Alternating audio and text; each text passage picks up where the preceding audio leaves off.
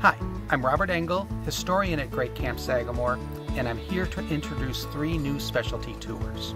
The estate that William West Durant created here in the 1890s included 2.5 square miles of pristine wilderness. And the land still holds the ruins of the original substructures for water, power, and food that made Great Camp Sagamore one of the truly unique properties in the eastern United States.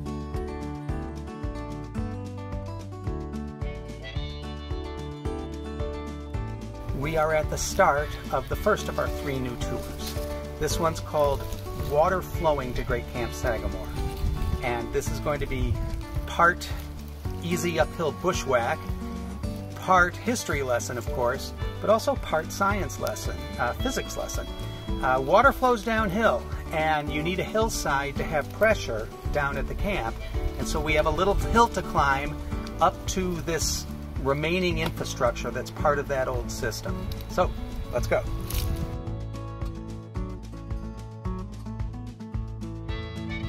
We're a short distance from camp here, but we're several hundred feet above camp. And a spring naturally comes out of the ground at this point, and Durant built a spring house that captured that water and sent it down toward to the camp. From here, we'll go to another spring house just below us, which is actually the oldest one. And then after that, a 100,000-gallon cistern that the Vanderbilts built a couple of decades later, which was absolutely state-of-the-art and increased the water by a great deal going down to Sagamore.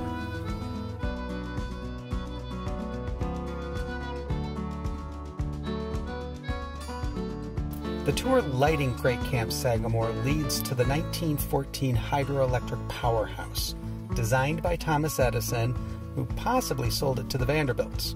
That system lit the camp magnificently, beginning about 20 years before any of the towns nearby had electricity. This is the inside of the powerhouse. Water would enter the system here, turn the turbines would turn the generators, that would generate the power and send the power back to camp.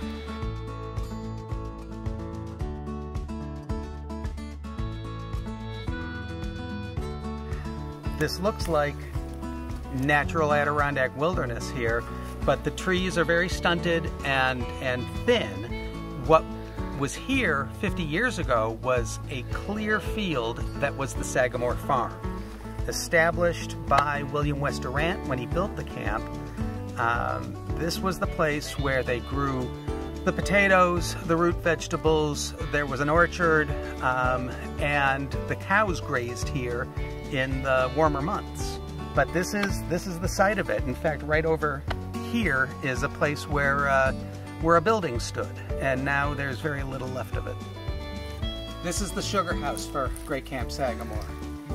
That's one of the few food commodities that Sagamore could have purchased locally, but where's the fun in that? This is the place where a great deal of maple syrup was made. In fact, we are surrounded by sugar maple trees, and you can imagine Margaret Emerson's famous guests going home with cute little jars of maple syrup.